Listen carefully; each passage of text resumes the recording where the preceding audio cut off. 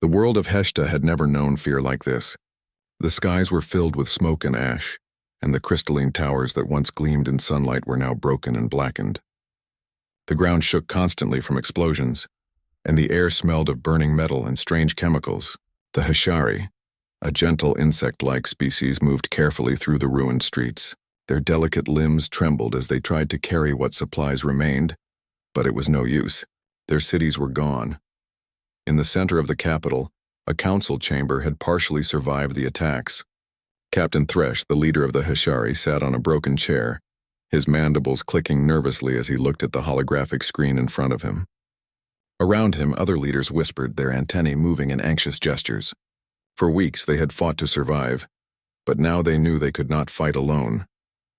Thresh pressed a claw to the console and activated a communication signal, sending it out into the galaxy. He had chosen carefully, sending it to the core worlds and the neighboring systems. His voice was calm, but the message was desperate. This is the planet Heshta. We are under attack. Our people are dying. We request immediate assistance. Please respond. Hours passed, nothing.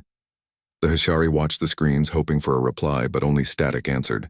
They had always trusted the larger civilizations of the galaxy to keep them safe, to honor treaties and alliances. But now they felt abandoned. The war clan from the Outer Rim, known for their ruthless attacks, had destroyed entire colonies before. They were not a threat the Heshari could handle alone. Thresh felt a pang in his heart. He had lived through wars before, but never had he seen such destruction. His people were not fighters. They were scholars, builders, and artists. Their cities were made of delicate crystals that could hold sound and light in beautiful ways, not walls meant to repel bullets or fire. And now, all of it was in ruins. In the control room of a human spaceship, far from Heshta, the communication signal finally reached someone. The Endeavor, an Earthship exploring the edges of known space, was on patrol around a gray, barren moon. Commander Laura Briggs sat in the captain's chair, reviewing star charts. She was a tall woman with short brown hair and steady green eyes. She had faced danger before, but the signal that appeared on her console made her stop in surprise. She leaned forward, pressing a button to amplify the audio. "This is Heshta?" she asked, her voice quiet. The signal was weak, but the desperation in it was clear. Daniel Carter, her second in command, came over, his brow furrowed. "It's a plea for help. Looks like they're under attack," Laura nodded slowly. She had heard rumors of the Heshari before. They were peaceful, gentle, and known for their advanced technology in art and science. They were also fragile and not built for war, and now they were asking for help. "They're alone," Daniel said quietly. "No one else is answering them." Laura clenched her fists. She didn't like the idea of leaving a species to die. Humans were not the strongest or the fastest, but they had a way of surviving where others would fall. They had lived on a world that could kill in many ways: poisonous seas, crushing gravity, storms that could destroy entire cities. They were Deathworlders, and that meant something. "We go," she said firmly. "We don't leave people behind." Daniel looked at her with a mixture of concern and respect. "Are you sure?" Laura didn't hesitate. "I've never been more sure." Plot a course to Heshta. Full speed. In the command room, the crew moved quickly. The Endeavor's engines roared to life, sending vibrations through the ship as it left the orbit of the moon. The stars outside streaked into lines as the ship entered faster than light travel. Everyone on board knew the Heshari were fragile, and they knew the humans themselves were not invincible. But the message had awakened something in them, a need to help, to protect, to fight for life when no one else would. The journey was long, and during the trip, the crew prepared. Engineers checked weapons and shields. Marines practiced drills and simulated combat situations. Laura and Daniel went over the Heshari communication files, learning everything they could about the species. They needed to understand the aliens' biology, their culture, and their weaknesses, not to exploit them, but to make sure they could survive together. During one of the quiet moments, Laura walked through the ship's corridors. She watched her crew, tired but determined. She felt a strange sense of pride in them. They were humans, yes, but they were something more. Survivors, fighters, and caretakers. She wondered if the Heshari would even recognize them as the same kind of beings. On Heshta, strength and endurance were not the same as human strength. Humans could survive storms that would kill a Heshari in minutes. Humans could lift objects and dig through rubble while carrying their wounded. Humans had a stubborn courage that the galaxy often underestimated. Meanwhile, back on Heshta, the Hishari were preparing as best they could. They had small defenses, traps, barricades, and some energy shields, but they were nothing compared to the machines and weapons of the war clan attacking them. Children were hidden in caves, elders in underground chambers. Every citizen contributed in small ways, moving supplies, patching walls, or just keeping watch. The air was tense, every sound making antennae twitch nervously. Thresh paced in the remains of the council hall. "Why does no one answer?" he asked aloud. "Why have we been abandoned?" His assistant, a smaller Hishari named Lyra, clicked her mandibles softly. "Perhaps they fear the war clan. Perhaps they do not value our lives." Thresh shook his head. "We have treaties. We have shared knowledge with the core worlds, and yet we are alone." For a moment, silence fell. Then from the sky a glint of light appeared. It was faint, almost unnoticeable at first.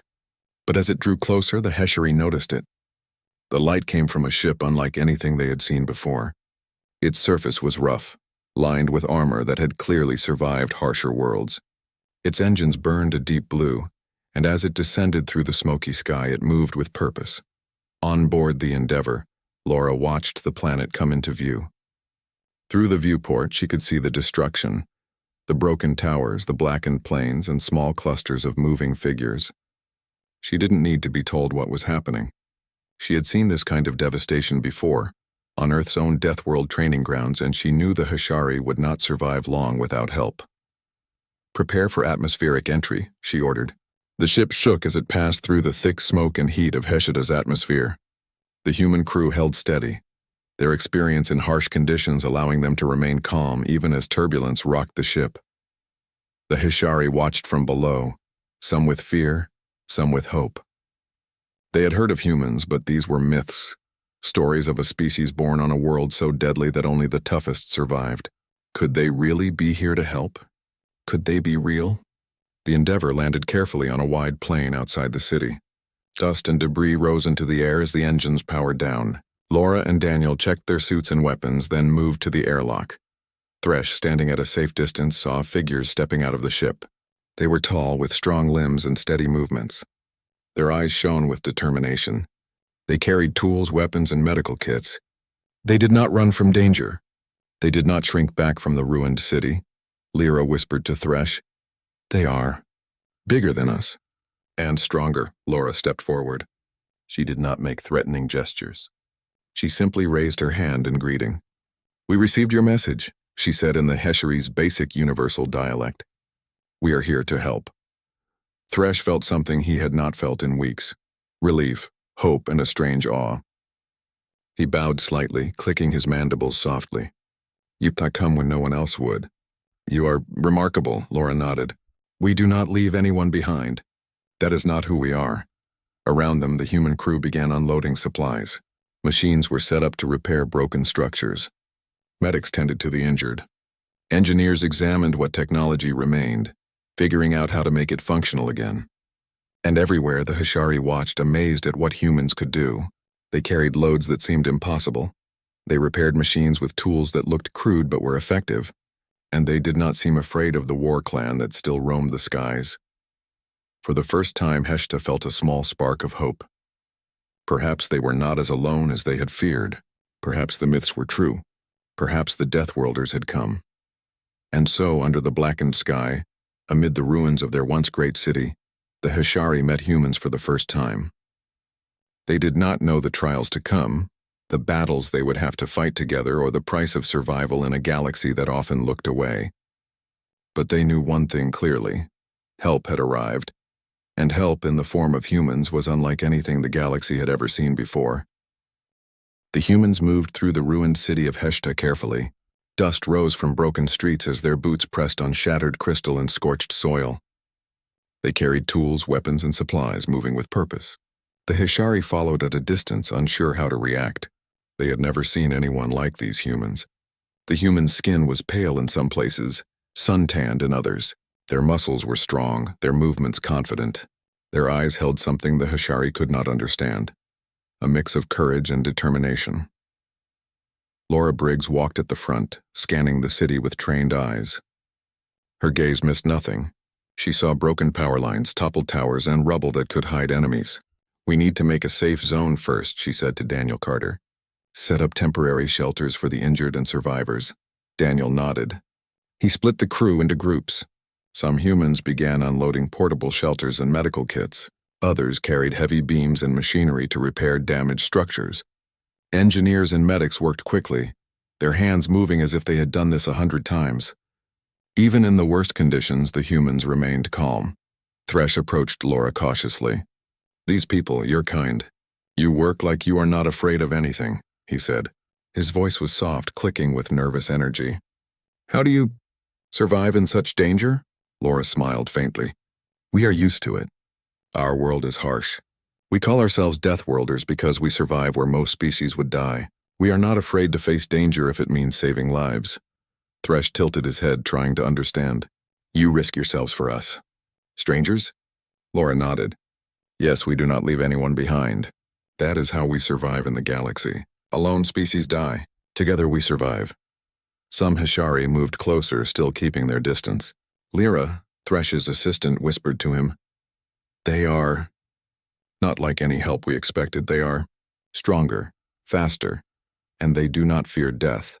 Laura and her crew began assessing the damage. They found that many of the Heshari's energy systems were destroyed. Their water purifiers no longer worked.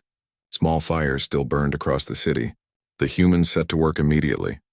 Daniel led a group of engineers to repair the water system. They worked with the Hishari, teaching them how to operate the machinery while also using their own knowledge to rebuild parts that were broken beyond repair. Nearby, Laura led a team of medics. They found Hishari wounded from explosions and falling debris. The humans treated the injuries carefully, using tools the aliens had never seen. Bandages, antiseptics, and simple medicines that the humans carried saved many lives. Some Hishari were so weak that they could not stand. The humans lifted them, carried them to safe zones, and stayed with them until they could walk again. Children hid in small clusters, afraid of the humans at first. They had been told that humans were dangerous creatures from stories, but when they saw the humans carrying supplies, helping the injured, and even calming frightened animals, they started to approach. A little girl with blue crystalline eyes came forward holding a broken toy. Daniel knelt down to her level and took the toy, fixing it with a small tool he carried. The girl's antennae twitched with excitement. She clicked softly in a sound the humans did not understand but seemed happy. As the sun began to set, the humans built fires to give warmth. The Hishari watched as they cooked meals, sharing small rations with the aliens. Laura spoke softly to Thresh. "We do not just fight. We make sure people can live.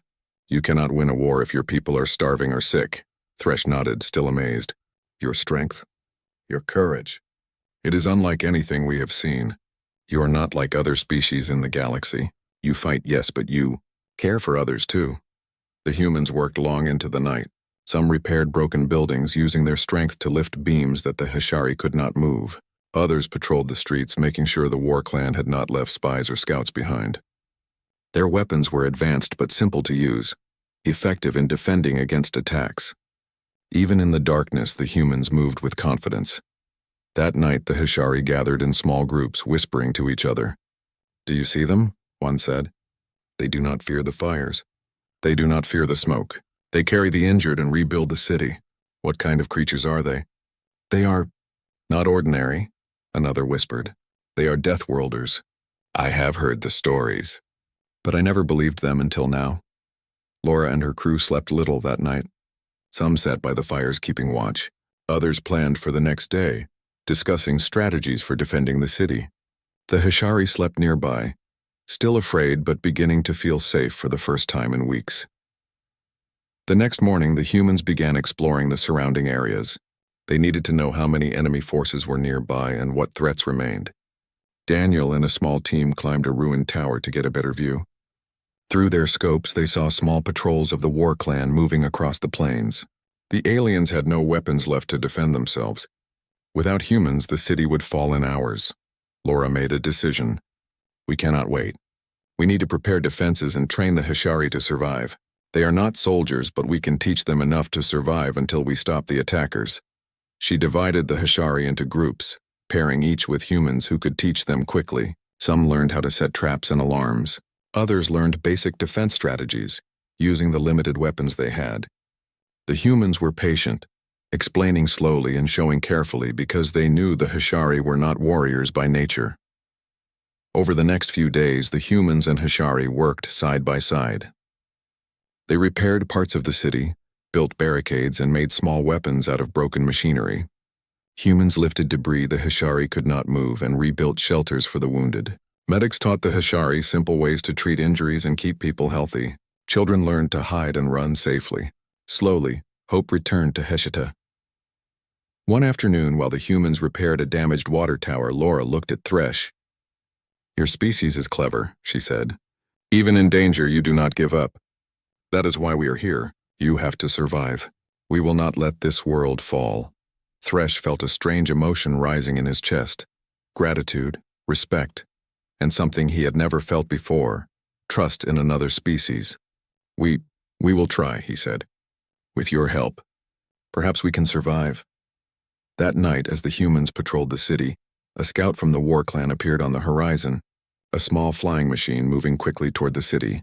The Hishari froze in fear, but the humans were ready. Laura and Daniel led a small group to intercept it. Their weapons were ready, their aim precise. The scout approached, expecting no resistance. But a burst of energy shot from a human weapon, striking it in mid-air. Sparks flew and the machine crashed into a nearby building. The Hishari gasped. They had never seen combat like this. Humans ran toward danger, not away from it. Daniel turned to Thresh. "Do not worry. We will protect you. You just need to follow instructions." Thresh nodded, still in awe. "Your courage. It is like nothing I have seen. Even our strongest warriors cannot compare." Laura looked at the city below, now partly repaired and fortified. "This is just the beginning," she said. "We will not leave until your people are safe. You may not be soldiers, but we will teach you how to survive, and together, we will fight back." The humans worked through the next few days, strengthening the city, teaching the Hishari, and preparing for the inevitable attack. They shared their food and water, patched wounds, and lifted heavy debris. Slowly, the Hishari began to see that they were not alone. They were no longer helpless. Thresh watched as the humans carried supplies through the streets, their movements confident even under fire. He saw their strength, their determination, and their courage. For the first time, he felt that perhaps his people could survive this war. Perhaps with these Deathworlders by their side, Heshta could rise again. One evening, Laura gathered the Heshari leaders. "You are strong," she said. "Stronger than you know. You have survived this long. But you need to fight smart. Use your knowledge, your skills, and trust in each other. We will help you, but you must be willing to fight." Thresh nodded. "We must. For our people." As the sun set, casting a red glow over the ruined city, the humans continued their work. Fires burned brightly, shelters stood tall, and the wounded were cared for. The Hishari watched and learned, slowly gaining hope. And far away, the war clan continued to approach, unaware that their prey was no longer helpless. The humans from Earth had arrived, and they were unlike anything the galaxy had ever seen.